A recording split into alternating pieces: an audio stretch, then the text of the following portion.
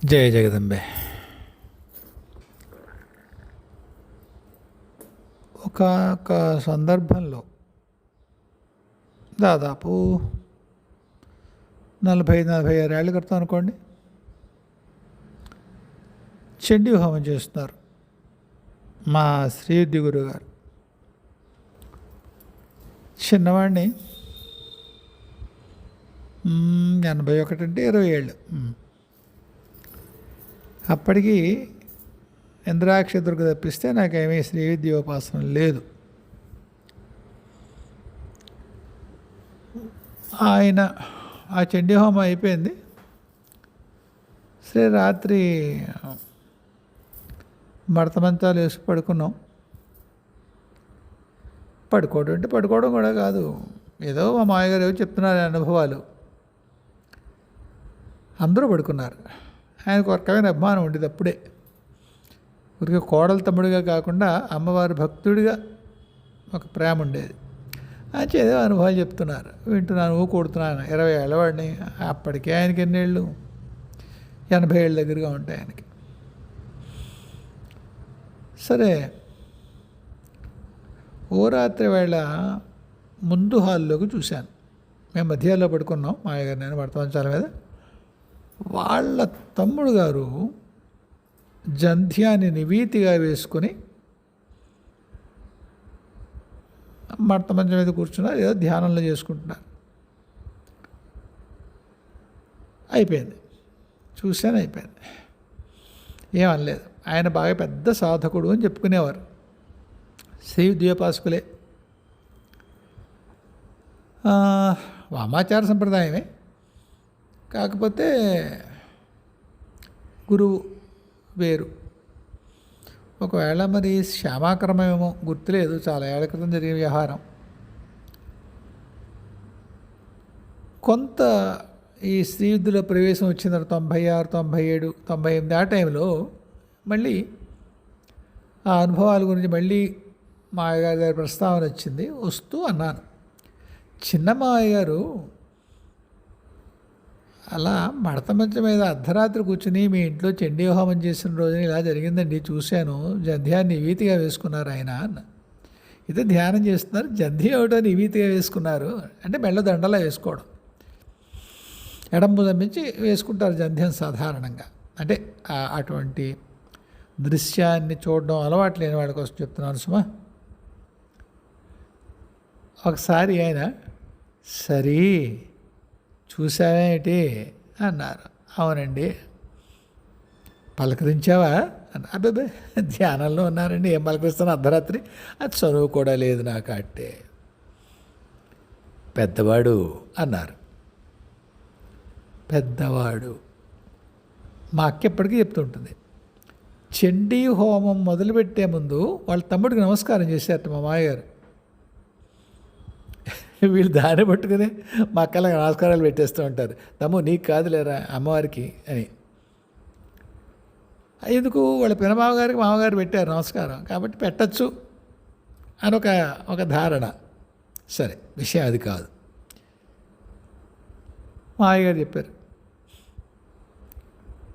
అది శ్మశానంలో చేయవలసిన ప్రక్రియ సుమా అన్నారు. హార్ని ఈ బ్రాహ్మడు మడత మంచమే చేసేస్తున్నాడు ఈయన అనుకున్నాను లోపల. వాడంతటి సమర్థుడే అన్నారు మళ్ళీ ఆయనే. దేని సమర్థులు? దేనికి మాయగారు? వాడు మనస్సును శ్మశానం చేసుకుని శ్మశానంలో చేయవలసిన సాధన నట్టింట్లో చేసేస్తున్నాడు. అంతటి సమర్థుడు వాడు అన్నారు. అమ్మ బాబోయ్ అనుకున్నాను. ఈ ప్రశ్న ఎందుకు వచ్చింది అంటే, ఎవరో అడిగారు, పేరు గుర్తురాట్లేదు, క్షమించాలి. శివుడు శ్మశానంలో ఉంటాడా అని. శ్మశానంలో ఉంటాడు, ఉండడు, రెండు. ఒక రకమైన దైవీ ఉపాధి, శివుడి యొక్క ఒకానొక దైవీ ఉపాధి శ్మశానంలో ఉంటుంది. అవును, త్రిపుర భైరవుల యొక్క ఒకానొక రూపం శ్మశానంలో ఉంటుంది. బాలా త్రిపుర సుందరి ఒకానొక రూపం శ్మశానంలో ఉంటుంది. చండి, చాముండి, వారాహి, వారాహి యొక్క అనేక రూపాలు, బగలాముఖి, కాళి సరేసరి, భైరవుడు సరేసరి, ఇవన్నీ కూడా ఏదో ఒక రూపం శ్మశానంలో ఉండనే ఉంటుంది. బాలా త్రిపుర సుందరికి కూడా ఆ మాట చెప్తే మీరు పొరపాటు చెప్పారనుకుంటారు. మళ్ళీ నేను దాన్ని పునరుక్తి చేస్తున్నాను. ఇక్కడ శ్మశానం అంటే అక్కడదో మా మాయగారు చెప్పినటువంటి భావం దానికి అంతఃసూత్రంగా వర్తిస్తుంది. మనస్సును శ్మశానం చేసుకోవడం, సంసార విషయాల యందు నిరాసక్తమై ఉండేటువంటి మానసిక స్థితి శ్మశానం అంటారట. ఎంతటి వాళ్ళకో అలభయోగం కాదు, సులువుగా సాధించగలిగే స్థితి అది. అదృష్టవంతుడైన ఎందుకు అదృష్టవంతుడు? ఆయన సాధన చేసేటాన్ని మొహం కొత్త సంతకి వెళ్ళా అదృష్టం తెచ్చి కొట్టేస్తాయేంటి? అలా కాదు. అమ్మ కృప లేకుండా ఎవరే సాధన చేస్తే సాధన సాధ్యం అవుతుంది కనుక అలా అవదది అవదు. అమ్మ కృప ఉండాలి. ఈ పండుగడి సాధన చేద్దాం అనుకుంటున్నాడు వీరమణి, వాడికి ఏదో కావాల్సినటువంటి హంగులు ఏర్పాట్లు చూద్దాం అనుకుంటే అవును, అనుకోదు మంగళం. అదేవిరా అంటే మీరు ఇదేవో రాబర్ట్ స్వబోధ ఏదో ఒక ఆయన రాశాడు పుస్తకం విమలానంద గురించి. ఆ పుస్తకం పేరేమిటి? అఘోర అనుకుంటా.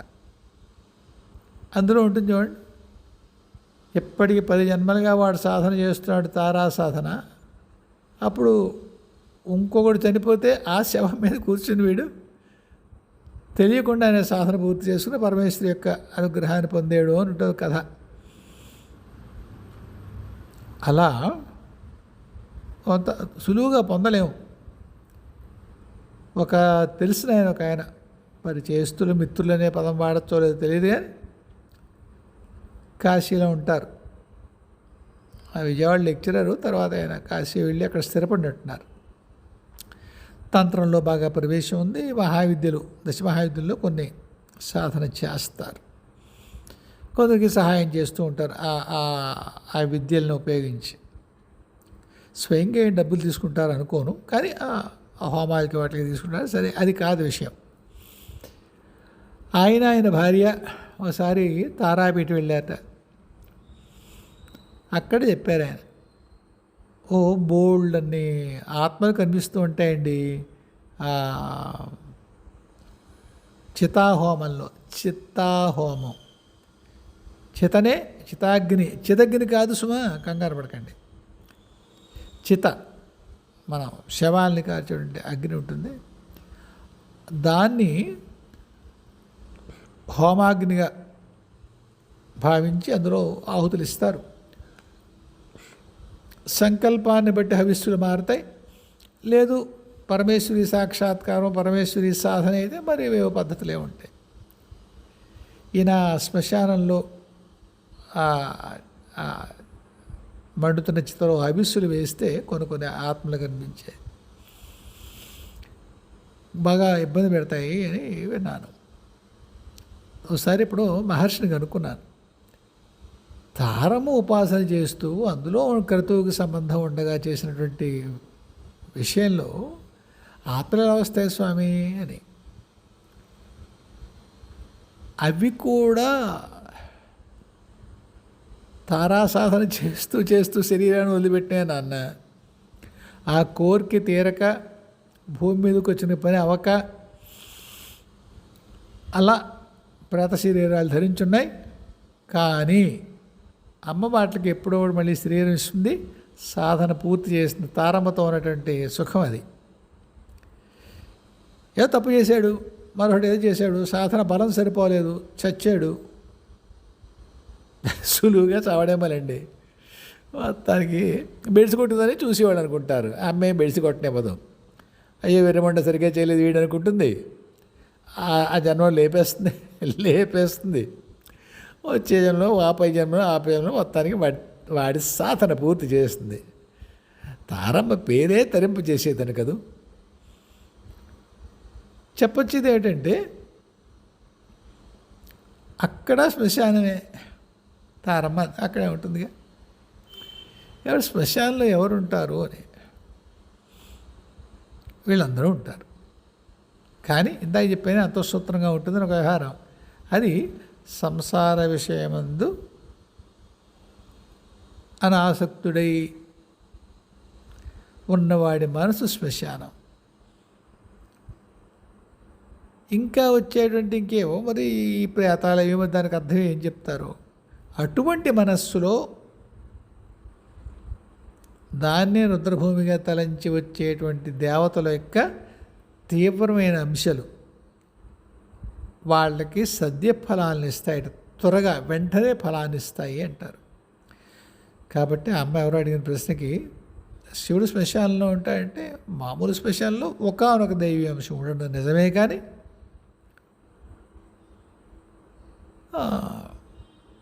మనసు శ్మశానం చేసుకుంటే వీళ్ళందరూ సులువుగా ఉండగలుగుతారు, వాళ్ళకి హాయిగా ఉంటుంది. అక్కడ మనస్సు పెట్టి అల్లరి ఏదైతే ఉంటుందో అల్లరి కొంత వాళ్ళకి అసౌకర్యాన్ని కలగజేస్తుంది. అటువంటి మనస్సులోకి వాళ్ళు రాలేరు. ఎగిసిపడేటువంటి ఉద్విగ్నలతో ఉండే మనస్సులోకి దైవం రాలేడు. అందువల్ల శ్మశానంలో శివుడు ఉంటాడు. శ్మశానంలో దేవతలు ఉంటారా? మనస్సు శ్మశానం చేసుకుంటే మరింత సులువుగా ఉంటారు. ఇలాంటిదే శ్మశానం గురించి కాదు, మనుష్యులు దైవానికి మధ్య సంసర్గ ఎలా ఉంటుందో అని చెప్తూ మనకు చెప్పాను.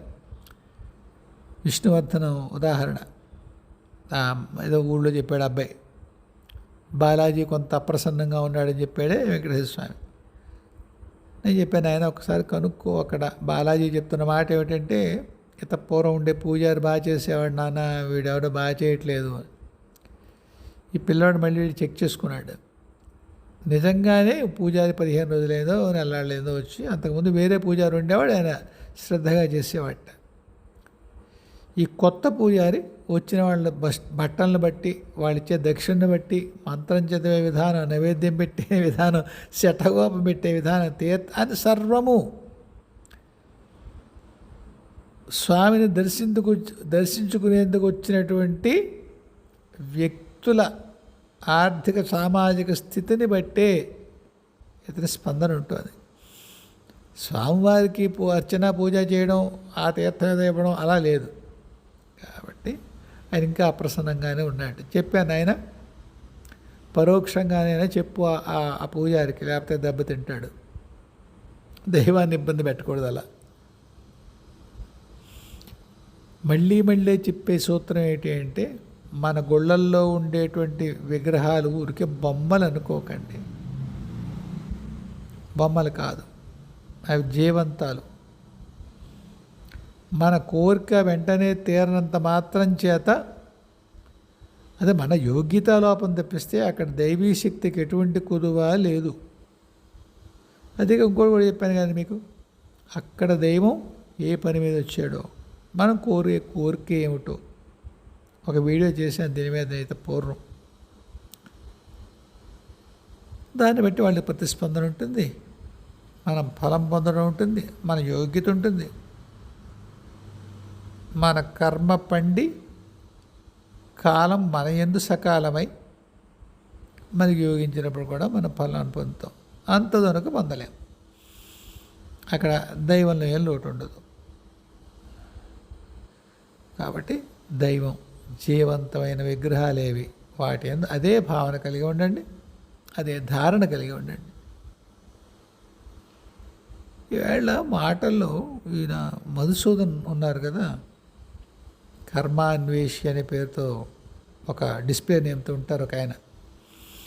మనకి మధ్య మధ్యలో కొందరు సమాధానం కూడా చెప్తూ ఉంటారే. ఆయన ఒక రిక్వెస్ట్ చేశాడు, మెసేజ్ పెట్టాడు నాకు, మీ ఛానల్ ద్వారా చెప్పండి, కర్మ, అకర్మ, వికర్మ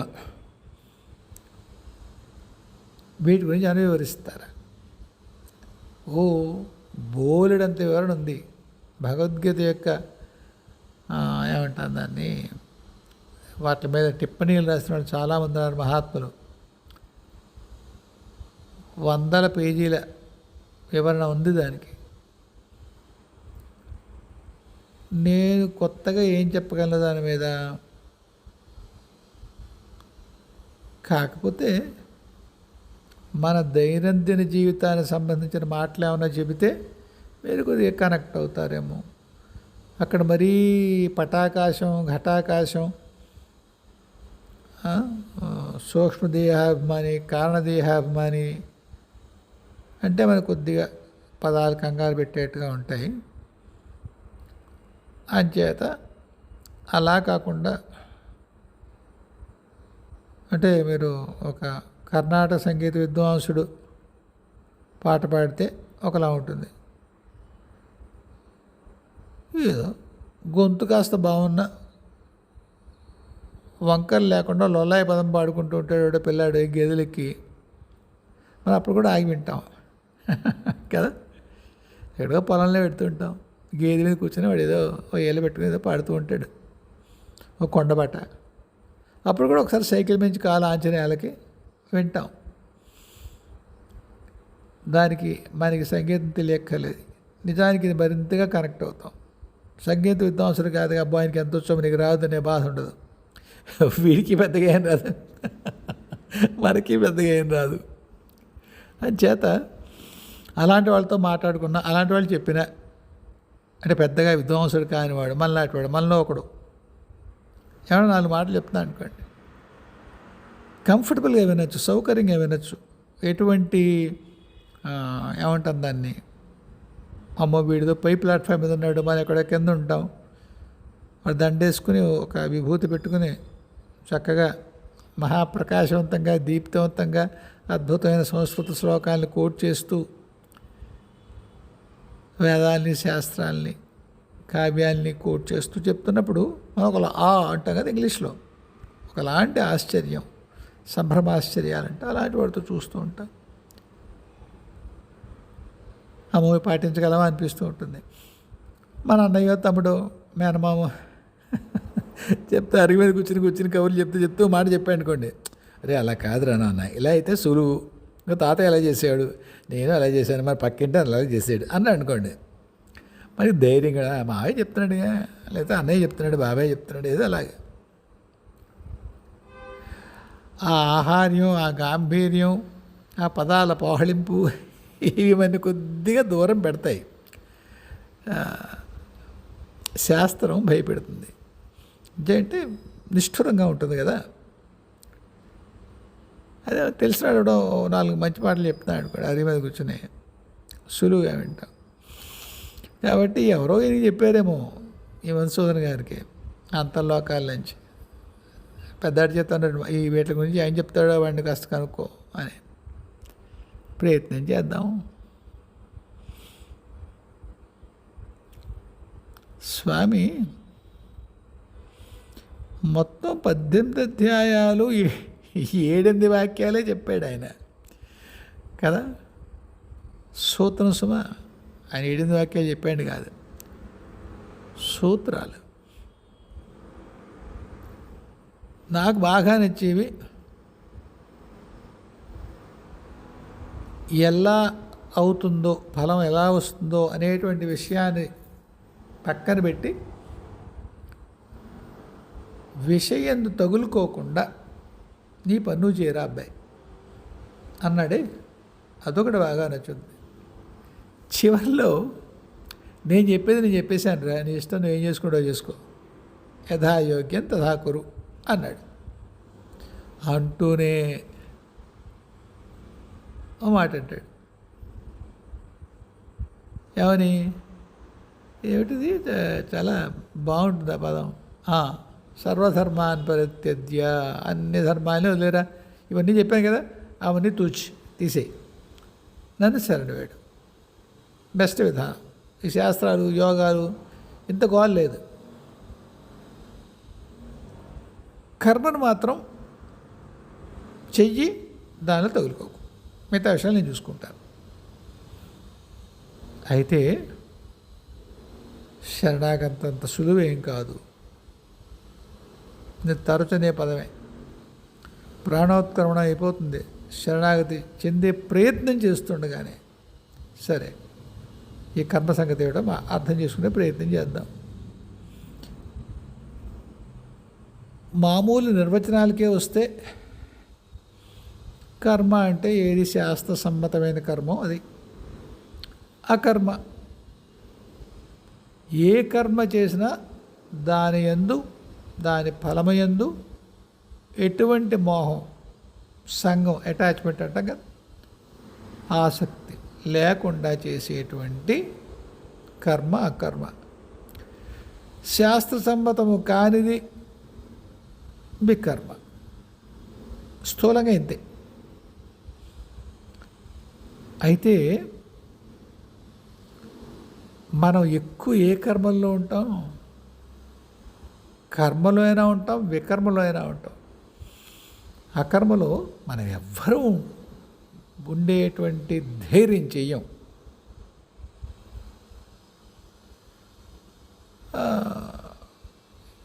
జపం చేసిన తర్వాత నీళ్లు వదులుతూ తస్సద్ బ్రహ్మార్పణమస్తు అనమంటారు పెద్దవాళ్ళు. నేను ఎంత గింజుకునేవాడినో. ఇన్ని వందలు వేలు జపం చేసేసి బ్రహ్మార్పణం అంటారు. మరి నాకేమిటి ఇందులో అని నేను వెటకారంగా అంటలేదు. ఆ తస్సద్ బ్రహ్మార్పణం వస్తూ అనడానికి నాకు ప్రాణం పోయేది. అంటే నేను మెకానికల్గా జపం చేసేవాడిని కాదనుకుంటా. కష్టపడి చేసాం, సాధించుకున్నాం ఫలం. బ్రహ్మార్పణమా? మా నాన్నతో నవ్వేవాడు, అది అలాగే చేయాలి నాన్నగారు అని. అవి ఇంత జపం చేసి బ్రహ్మార్పణం చేసేస్తే మనం ఏదన్నా కోరి సంకల్పం చేసి పెట్టుకున్నాం అనుకో నాన్న, రాదు కదా అని. వస్తుందిలేరా పెద్దాడా, బెంగెట్టుకోకు నాన్న, అది అలాగే అనాలిరా. ఎందుకు అంతకంటే ఎందుకు వివరించేవాడు కాడు? నాకే 18-19 ఏళ్ళు. అంత ఆ వయసులో అంతకంటే ఏం చెప్తాడు తండ్రి? వేదాంతం చెప్తాడేమిటి? మొత్తం భగవద్గీతనే చెప్పాలి, బ్రహ్మవిద్య అంతాను అని చేత ముందు శిక్షణ నేర్పాడు. అండం నేర్చుకో ముందు. కొన్ని ఏళ్ళు పోయాక, ఎన్ని ఏళ్ళు పోయాక అనుకుంటున్నారు? మహా అయితే 25 ఏళ్ళ క్రితం అంతే. అప్పుడే నేను బ్రహ్మార్పణ వస్తువు అనేది ధైర్యంగా అనగలిగాను. 40 ఏళ్ళు వచ్చే వరకు నేను ఆ పదాన్ని గింజుకుంటూనే అన్నాను నేను. కాబట్టి అకర్మ అంత సులువుగా ఉండదు అకర్మ. మనం 35 మంది మనం చేసేది కర్మలు. ఏ కర్మలు? నిత్య నైమిత్తిక కర్మలు, సంధ్యావందనాలు, అగ్నిహోత్రాలు, బ్రహ్మయజ్ఞాలు, ఇవన్నీ కూడా నిత్య కర్మలు, చేయవలసిన విధించబడిన కర్మలు. నైమిత్తిక కర్మలు, వ్రతాలు, యజ్ఞాలు, ప్రత్యేకించిన సాధనకి సంబంధించిన దీక్షలు, ఇవన్నీ కూడా నైమిత్తిక కర్మలు, ఒక నిమిత్తం కోసం చేసినవి అవి.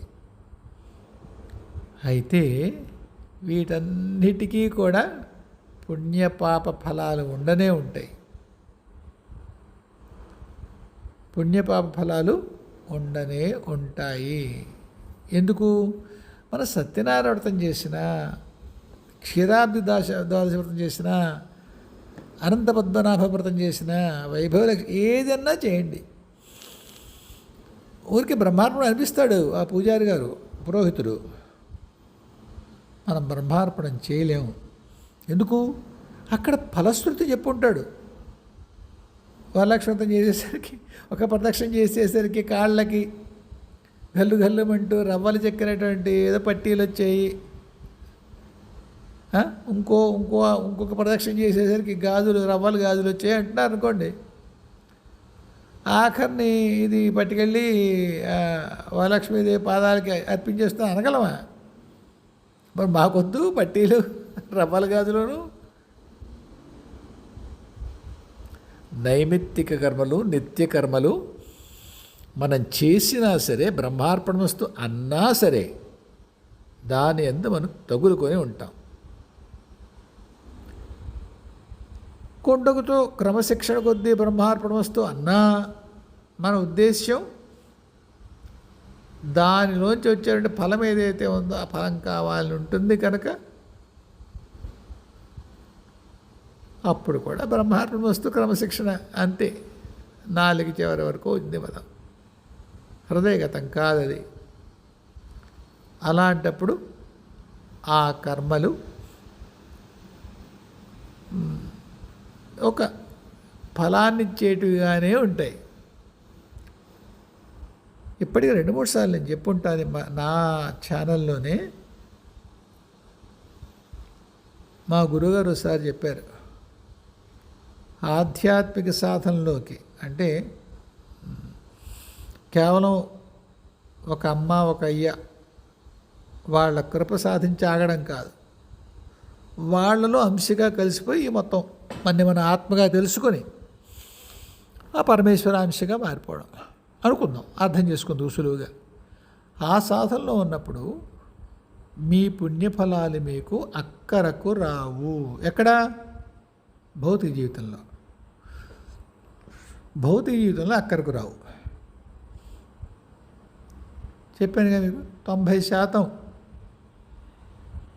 మీ జపాలు మీ పుణ్యాలు మీ ఆధ్యాత్మిక మార్గంలో మిమ్మల్ని నిలబెట్టడానికి వాడతారు, 10% ఇక్కడ వాడతారు. నా జీతం ఎంతుందో అంతుంది, అందులో 10% నాకు నెలవారీగా వచ్చే వడ్డీ. ఉద్యోగం 31వ తారీఖున వెళ్ళిపోతే నవంబర్ 1 నుంచి నా జీతం నా ఆదాయం ఏమిటి అంటే అంతకు ముందు నెల జీతంలో 10% వడ్డీగా వస్తుంది దాచుకున్న డబ్బుల్లోంచి. ఒక్కసారిగా బళ్ళు వాళ్ళు ఇలా చేసేసారేం స్వామి అంటే అన్నారు, మిగతా 90% మీ ప్రయాణానికి ఖర్చు అవుతుంది స్వామి అని. ఇక్కడ నేను చేసుకున్నటువంటి కర్మలు ఏవైతే ఉన్నాయో జపాదులు, నేను జపమే చేశాను కనుక దాన్ని పరమేశ్వరి కృప వల్ల గురువుల యొక్క దాని జోక్యంతో దాన్ని అకర్మగా మార్చడం జరిగింది. చెప్పగలుగుతున్నాను కదా. అకర్మ అంటే ఏమిటి? దాని సంఘం లేకుండా అటాచ్మెంట్ లేకుండా ఒక నిత్య నైమిత్తిక కర్మను కూడా చేయగలగడం. నిత్యకర్మే, నైమిత్తిక కర్మే. వాటి యందు ఏవైతే కల్పోక్తమైన ఫలాలు ఉన్నాయో వాటి యందు నిస్సంగులమై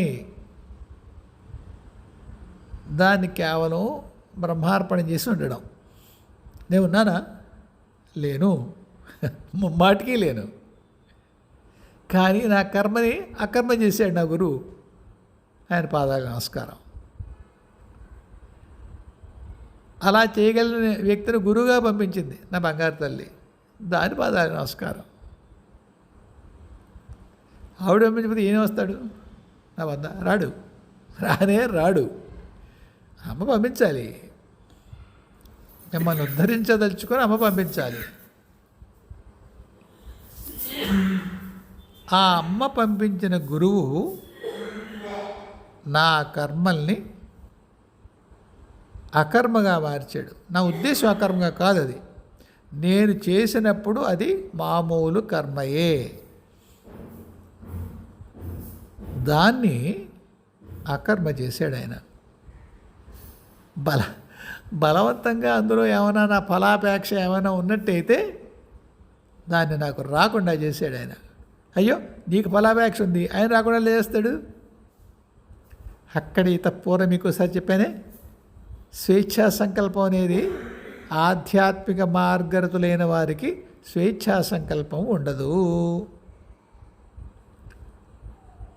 నా లైఫ్ ఎలా ఉంటుందో నా ఇష్టం అనుకుంది లేదు.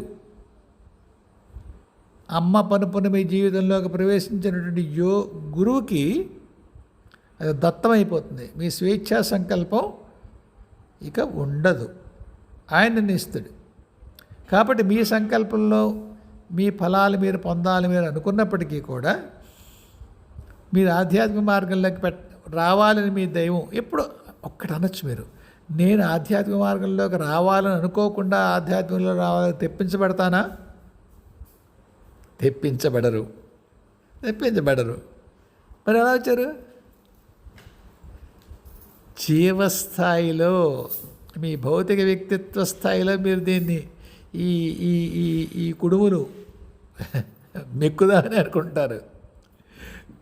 అమ్మో అయ్యో ఉంటాడుగా మీకు, వాడు పండు నువ్వు వెనక్కి వచ్చే టైం అయింది, అదొక్క చెప్పగా ఇప్పుడు పకోడీలు ఇంటూ కూర్చోవడం కదా, వెనక్కి రా బస్ ఎక్కన్నారు.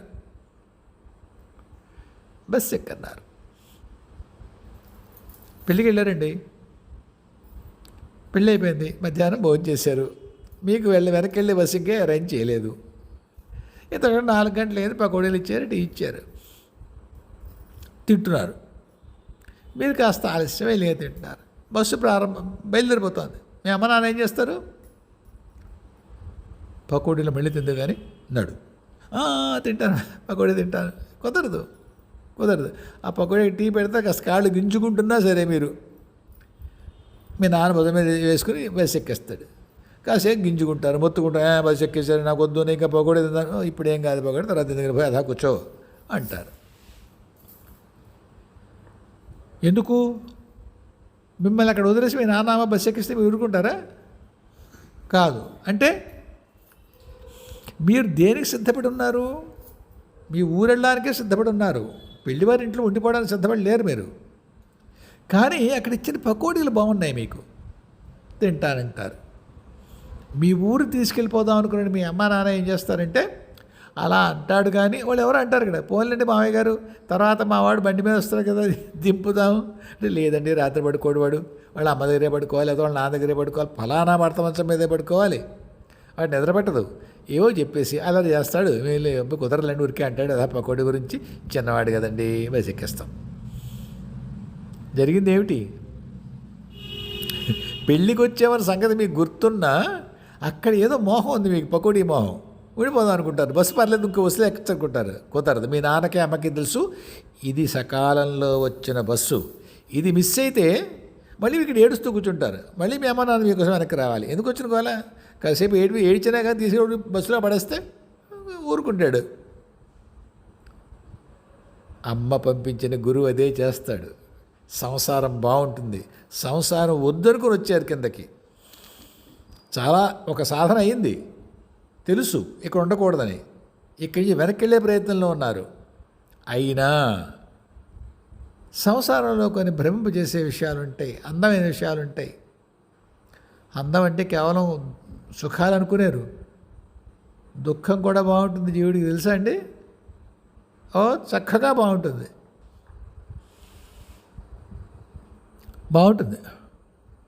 కాబట్టి అందమైన విషయం అంటే సుఖం అనుకోకండి. సరే, ఆ విషయం తర్వాత వద్దాం.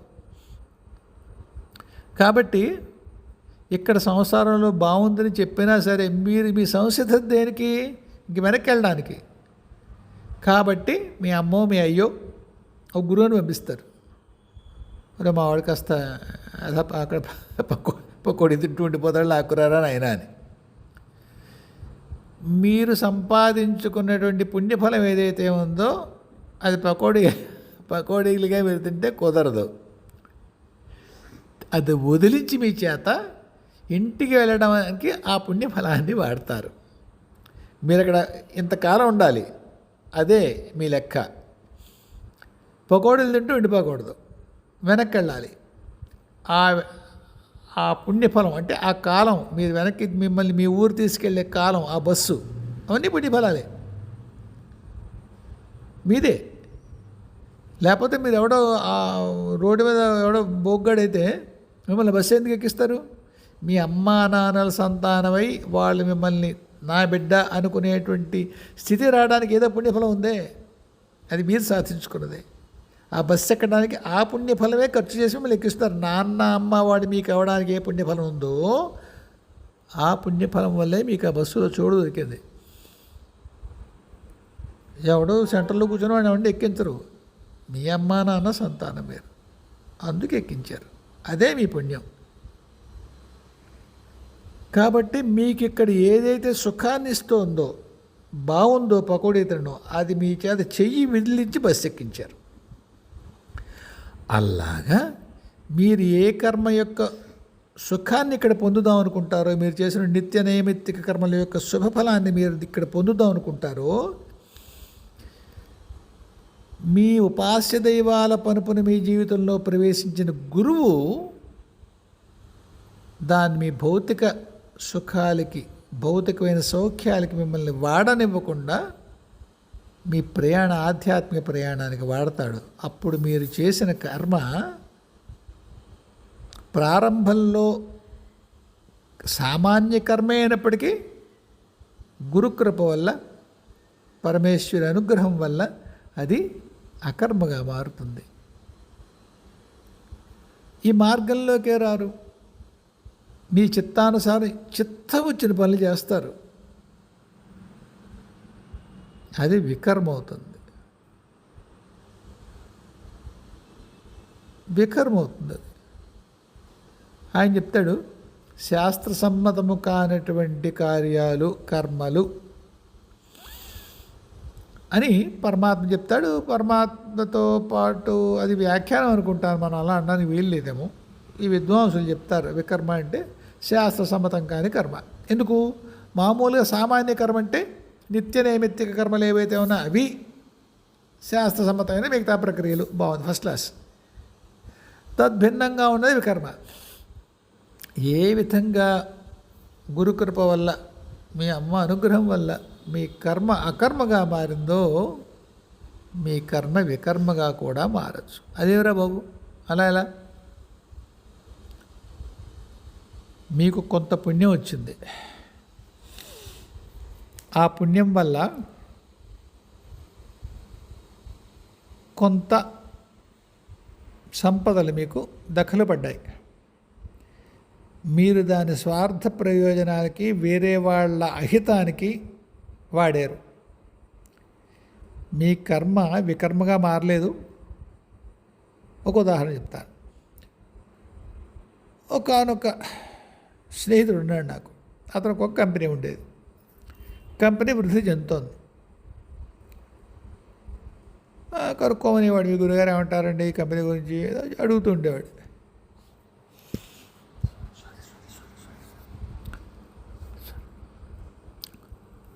అప్పుడు ఈయన పెద్దగా ఏం మాట్లాడేవారు కాదు.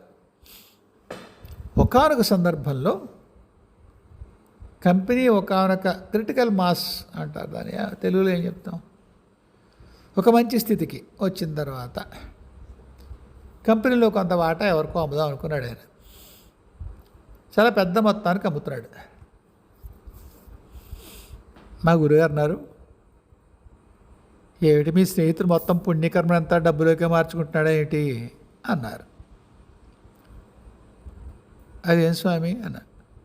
వస్తాయి 100 కోట్ల పైన, కానీ పాడవుతాడు మనిషి అన్నారు. నేను అది కొని ఉంచుకుంటానండి.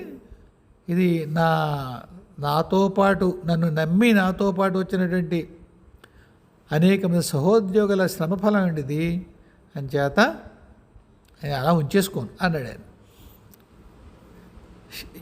ఉదాహరణ చెప్తాను మీకు. ఇది లెక్కలు పెట్టించాడు, షేర్లు అవి ఎవరికి ఎంత వస్తాయి ఇద్దామనుకున్నాడు, పెట్టాడు. ఒక సీనియర్ ఎంప్లాయీస్ ఒక 5-6 5-6 ఏళ్లలో 13,81,00,000 ఇవ్వాల్సి వచ్చింది ఒక్కొక్కళ్ళకి, ఆ లెక్కల ప్రకారం. ఆ చార్ట్ చూసిన వెంటనే ఆయన 5 ఏళ్లలో కాదు కానండి, ఒక 20 ఏళ్ళకి వేద్దామండి అన్నాడు. మంగళం. అంతకుముందు ఆయన ఏమన్నాడు, ఈ షేరు ఇకపైన చెయ్యబోయే పనికి కాదండి, ఇంతవరకు నాతో పాటు కలిసి కష్టపడిన వాళ్ళకి ఇది కృతజ్ఞత తెలియడంగా ఇస్తున్నానండి అన్నాడు. ఆ చార్ట్ తయారు చేసేటప్పుడు ఒక్కొక్కసారి ఎంత అమౌంట్ వస్తుందో చూసేసరికి ఆయన కళ్ళు తిరిగాయి. దాన్ని 20 ఏళ్ళకి మార్చాడు. ఎంత డబ్బు ఒక్కసారి ఇస్తే పాడైపోతారండి అన్నాడు. ఏమిటి? He's playing God. దైవం ఏం చేయాలో ఆయన చేస్తున్నాడు. వాడు పాడైపోతాడు, వీడు బాగుపడతాడు, నిర్ణయాలు మనవా అయింది. తర్వాత ఎవరికీ ఏమీ ఇవ్వలేదు. ఊరికి కొన్ని లక్షలు ఎవరికో కొందరికి ఇచ్చాడు, ఇవ్వలేదు ఎవరికి. ఆయన ఎన్ని వేల కోట్లు నష్టపోయాడో ఆ పని వల్ల. ఆయన 10,000 కోట్లు ఆయన కళ, ఆ స్నేహితుడిది 300-400 కోట్లు సమాయించబడింతే, లేదు పైన లేదు ఇంకా.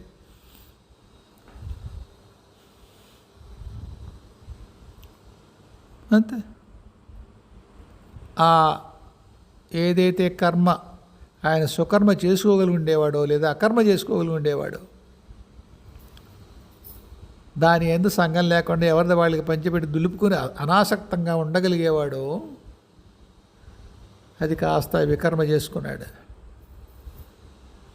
చాలా చాలా దురదృష్టాలు చూశాడు జీవితంలో. ఇప్పుడు ఏ వయసులో ఉన్నాడో తెలియదు. ఎందుకు చెప్తున్నానంటే, కర్మ మీ ఉపాస్య దైవం యొక్క కృప వల్ల, మీ గురువు యొక్క అనుగ్రహం వల్ల అకర్మగా మారిందే, అలాగే గురువుల మాట వినకపోవడం వల్ల, స్వార్థ చింతన వల్ల ఒకానొక కర్మ యొక్క ఫలం, సుఫలం వికర్మగా మారింది. కాబట్టి వికర్మ విడిగా చేయక్కర్లేదు. ప్రత్యేకించి శాస్త్రంలో లేని లేదా శాస్త్ర విరుద్ధమైన ప్రక్రియలు చేసి పీకలు తెచ్చుకోక్కర్లేదు. మామూలు నిత్యనైమిత్య కర్మలు చేస్తూ వ్రతాలు, హోమాలు, పుణ్యాలు, ఇంకేవో ప్రదక్షిణాలు, వల్లకాడు, వసనపురం ఇన్ని చేసి వచ్చిన పుణ్యం ఎప్పుడైతే అది కన్వర్ట్ అయ్యి మీ జీవితంలోకి వస్తుందో, కేవలము భౌతిక సంపదగా మాత్రమే ఉంచుకొని దాంట్లో స్వార్థం పెట్టుకొని ఇంకోటికి ఇవ్వాల్సింది ఇవ్వకుండా, లోభాన్ని పెట్టుకొని, మోహం పెట్టుకుని, మదం పెట్టుకుని, మాత్సర్యం వల్లకాడు పెట్టుకుని, ఎన్ని పెట్టుకుని తగులుబడిపోవచ్చు. కర్మని వికర్మ చేసుకునేటువంటి దౌర్భాగ్యం మన చేతిలో ఉంటుంది. ఎంతోమంది ఉంటారు, కోటీశ్వరులుగా ఉంటారు మన కళ్ళెదురకుండా. వాళ్ళు మరింత లుబ్ధులై, మరింత స్వార్థపరులై, మరింత మదానికి గురై, పక్కవాడితో పోల్చుకుని మరింత మాత్సర్యానికి గురై తగులడిపోతుంటే మనకు ఆశ్చర్యంగా ఉంటుంది. ఎందుకు వీడికి ఏం లోటు? ఒక మనిషి ఎంత తినగలడు, ఎంత అనుభవించగలడు? శరీరం ద్వారానే కదా అనుభవించేది. ఏ అనుభవం ఎక్కువైనా ఆ అవయవం అరిగిపోతుంది, శిథిలమైపోతుంది. కళ్ళు, చెవులు, నాలిక, స్పర్శ, మీకు అర్థమైంది నా భావం ఏమిటో. ఏది ఎక్కువైనా మట్టేగా. ఎన్ని వందల మంది, వేల మందిని మనం చూడం, పాటిస్తామా? అలాంటి వాళ్ళని చూసి మనం గట్టున ఉన్నట్టయితే బాధపడతాం. అయ్యో ఇంత సంపద ఉంది కదా, ఇన్ని అవలక్షణాలు నేటి వీడికి, మరి ఇంత దుర్మార్గుడు ఇంత సంపద ఎలా వచ్చింది? ఒకానొక కర్మ సుకర్మయ్యి అతని జీవితంలో సుఖ సంపదలను ఇచ్చినప్పుడు దాని యందు అతను ఎటువంటి నమ్రత ఉండి దాన్ని అకర్మగా చేసుకోవాలో అలా కాకుండా దాన్ని వికర్మగా చేసుకున్నాడు ఆయన. వికర్మ ప్రత్యేకించి, మరొక్కసారి చెప్తున్నాను, వికర్మ ప్రత్యేకించి మీరు ఏం చేయక్కర్లేదు. ప్రత్యేకించి వెళ్ళి అమ్మాయిని మానభంగం చేయక్కర్లేదు, ఇంకోటి పీకిన నరికేక్కర్లేదు, పక్కవాడి పొలం కలిపేసుకోక్కర్లేదు. ప్రత్యక్షంగా 10 మంది కలిసిన చేసినటువంటి ఒక పనికి వచ్చిన ప్రయోజనాన్ని మీరు ఒక్కరూ ఉంచుకుంటే చాలు, చాలు మీ కర్మ వికర్మ అవడానికి. అందువల్ల ఎప్పుడైనా సాధన సాగుతోంది కానీ జీవితంలో కష్టాలు విపరీతంగా వస్తాయి అనుకోండి, అప్పుడు అనుకోండి మీ కర్మని ఏ దైవమో అకర్మగా మార్చింది అని. ఎందుకంటే మనకి మనం అకర్మ చేయగలిగే సమర్థులం కాదు, సంసారంలో ఉన్నవాళ్ళం ఉంటారు అలాంటి మహానుభావులు. అంతటి తపస్సుని నువ్వే తీసుకో స్వామి అని ఆ గురువుకో దైవానికో పాదాలేందు సమర్పించగలిగిన దమ్ములు ఉన్నవాళ్ళు ఉంటారు, నేను కాదన్ను.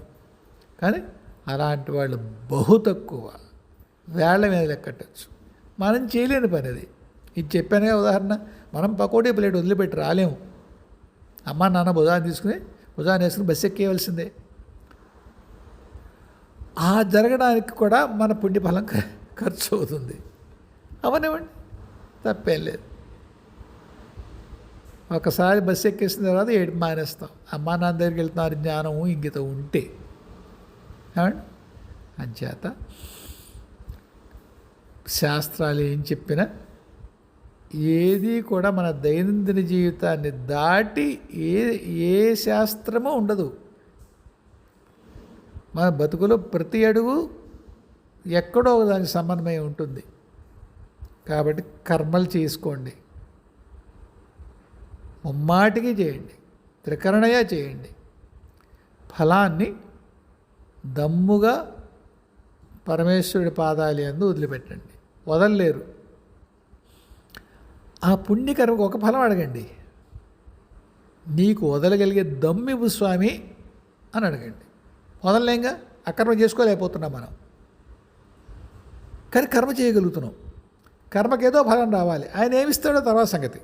మనం అడుగుదాం,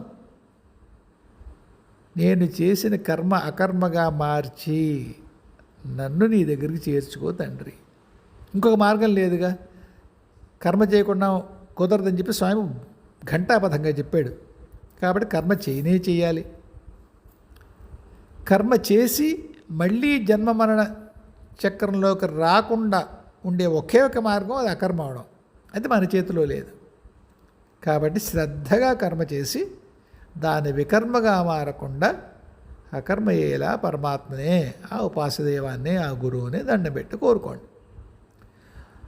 అయితే వాళ్ళు అవలంబించే మార్గం మనకేమీ సుఖదంగా ఉండదు.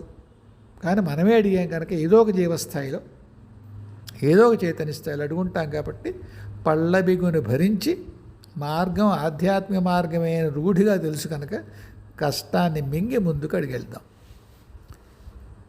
తెలిసి వికర్మల జోలికి వెళ్ళొద్దు, తెలిసి వికర్మల జోలికి వెళ్ళొద్దు. తెలిసి తెలియక మనం చేసుకున్న కర్మల యొక్క సుఫలాల్ని వికర్మలుగా మారనివ్వద్దు. ఇంతే. ఈ మార్గంలో మీతో పాటు 2 అడుగులు ముందు నడుస్తున్నటువంటి పుణ్యానికి నేను మీకు చెప్పగలిగే మంచి మాట. ఆ మధుసూదన్ గారికి ఎవరు చెప్పించమన్నారో ఇది వాళ్ళకి నమస్కారం. ఏమండి, హాయిగా ఉండండి. జయ గురుదేవ్, జయ జగదంబే, స్వస్తి.